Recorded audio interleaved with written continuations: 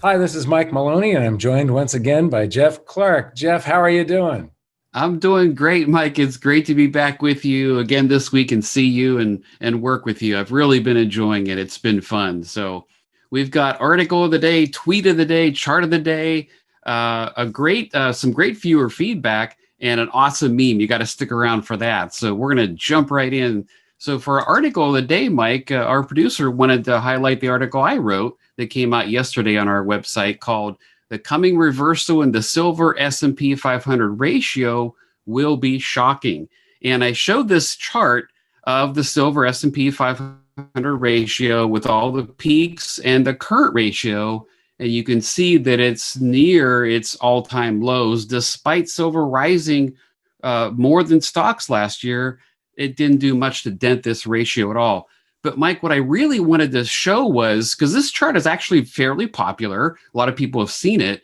But what I wanted to show was, well, what would that mean to prices of silver and the S&P 500 ratio if any of these prior peaks were hit? The one in 2011, the one in 1983, and of course the big one back in 1980. And the tables in the article, you'll have to check it out, show what prices we could hit for that ratio to be returned. Since it's a ratio, one thing could move, they could both move in the same direction just if one moves more. But more likely, with how overvalued the stock market is and how undervalued silver is relative to almost anything else, it's more likely these two things are going to go in opposite directions. And those tables show just how dramatic it could be. Going back to that 1980 ratio would show in almost any scenario, Mike, a complete wipeout of the stock market. It's actually scary to contemplate. But Mike, what's your reaction to that research? I think it's excellent because, if people read this correctly, they can also see, you mentioned they can go the same direction and one asset just outperforms the other by a huge margin. And that would happen in the scenario of a melt up. If we have massive inflation, the S&P will be going up. It just won't be going up as fast as inflation of consumer goods, or nearly as fast as the inflation that will be happening in the gold price. That will be gold and silver will be going into a bubble. So this is focusing on silver, but it's an excellent perspective of the types of losses. So on these ratio tables that you have here, when people look at it and they look at the change in the S&P, there's the red area at certain silver prices, and then the green area where the S&P is still left with gains measured against silver, not measured against dollars, measured against silver. There's gains, and by the time you if we go back to the 1980 high, then you're talking about measured against silver, even at $500 per ounce silver, it would be a 74.2% loss measured against silver if you're in the S&P 500 instead. It's a brilliant article.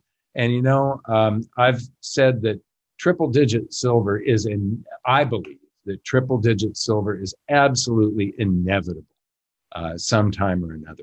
You just can't print these quantities of currency and have other forms of money that are measured in the fiat currency, and priced in the fiat currency, stay down. It's impossible. So eventually, and the thing is, the longer that it does stay down, the more energy gets built up so that when the energy is released, it goes much, much higher than expected. And what the top chart in here shows you that we're down near the all-time lows, and that you're, to get back to the 2011 peak in silver, silver would have to rise by 4.4 times.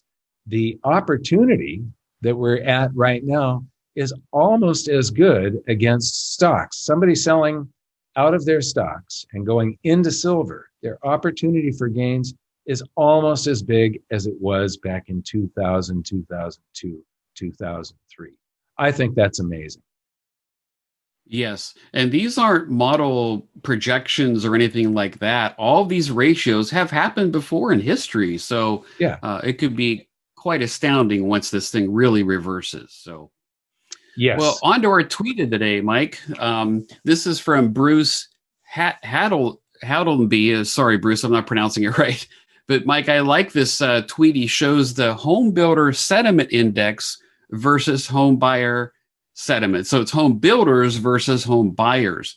And Right. there's some very interesting tracking here. And now we're sitting at the biggest discrepancy between these two things in history. What do you think? Yeah, the biggest divergence in history. And what I found interesting the second I looked at this chart is how the home buyers, their sentiment leads as an indicator over the home builders. The home builders are late.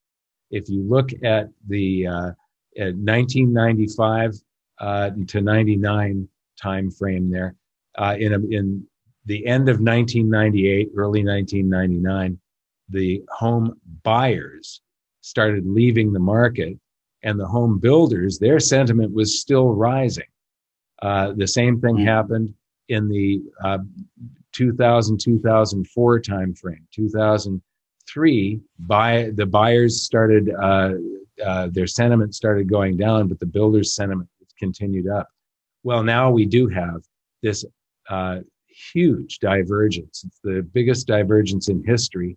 And so what that is suggesting, if it follows the historical trend, then the home builders' sentiment is going to crash. This is suggesting that the whole housing market is in this extreme bubble, and that bubble is coming to an end.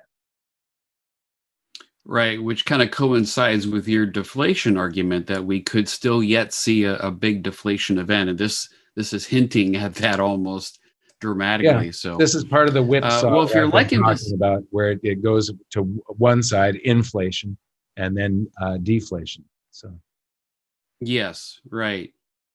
Well, if you're liking this video, please hit that like button for us down below. That helps us out a lot, as well as the notification bell. So, well, on to our chart of the day, and this is from Sven Heinrich, and he's showing a chart here from Mohammed El-Arian of the U.S. Financial Conditions Index, and you can see in his chart that it's near its all-time low, or at its all-time low. But Sven outlines some really interesting things here. Mike, let me read it to you.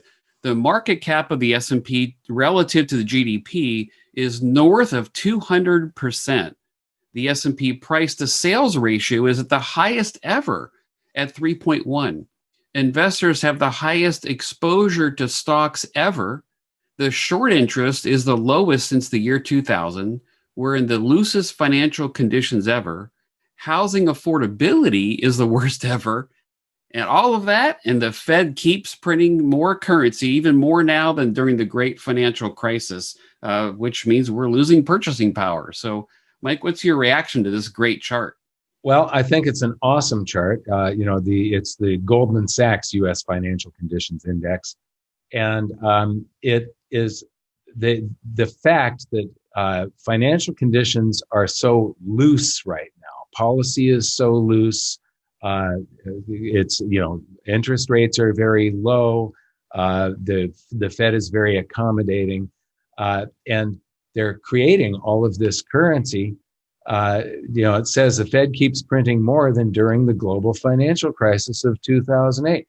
Well, why are they printing these massive quantities of currency when the stock markets are hitting all-time highs, when real estate is hitting all-time highs? It means the entire economy has had a massive coronary and it's on life support, and nobody really knows that it is, we are, the economy is on a hospital gurney. It's in the hospital, and it's on life support from the Fed directly. Every single week, they're injecting liquidity into the system, pushing these things to all-time highs. And the moment that they, now we've started to experience this sort of transitory inflation, which I do believe is probably transitory. I think we'll go into a deflation after this. But if they start tightening to try and get the markets under control, every time they've tightened in the past, the markets crash. And so it's like they are now trapped. And, you know, I looked up, there's a much longer version of this. The one in this tweet goes back to 2012, but this index goes all the way back to 1990, the Goldman Sachs Financial Conditions Index. And it is absolutely the loosest on record. And the only time that it was anywhere near this was back in the late 90s when they were pushing the NASDAQ into a bubble. And that ended in a serious crash. But now it's everything. It's not just tech stocks and .coms. It's everything except for gold and silver, which brings me to another graph that I just created.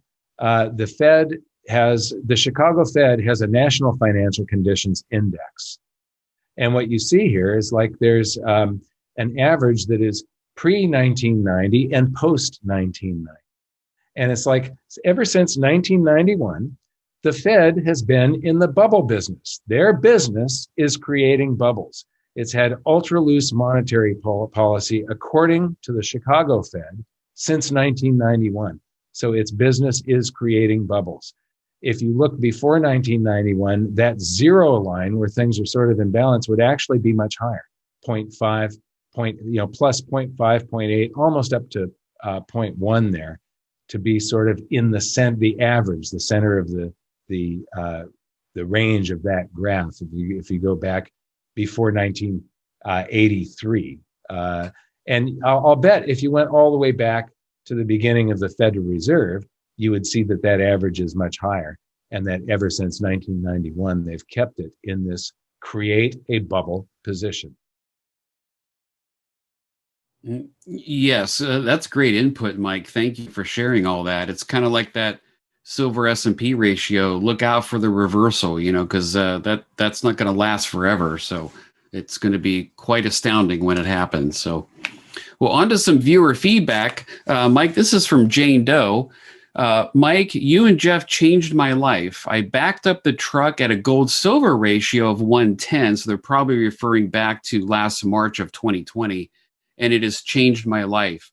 And Jane, I will say you weren't the only one. There were many people doing that. I myself did a lot of buying of silver back then as well. But Mike, what's your comment to Jane here from this nice feedback? Two comments. Jane, you changed your own life. You searched around for some financial education. You accumulated some knowledge and you took action. That was the most important part. You took action on something you believed, something that was, you're referencing the gold silver ratio, which means you're referencing hard data. You're referencing information. This was historic. It was time to take action. My other comment is that I'm really envious because I didn't have cash at that point in time. Already fully in silver, and I didn't come into any quantity of cash until after the gold-silver ratio was back below 100. So I am extremely envious that you were able to take advantage of this. Yes, congratulations, Jane. Good for you and anybody who bought back then. And like Mike always says, education is key, and that's what she used to make these decisions. So, well, on to our meme of the day, and this is a good one, Mike, so share this with us.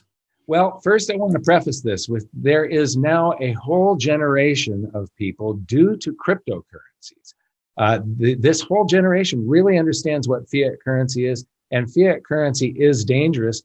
So here's our meme from the Fiat Car Company. Why do these cryptocurrency people hate us so much? Leave us alone. And the company's name is Fiat. Thank you very much, Jeff. We'll see you all next time. Bye, Jeff. Thanks, Mike. See you next time.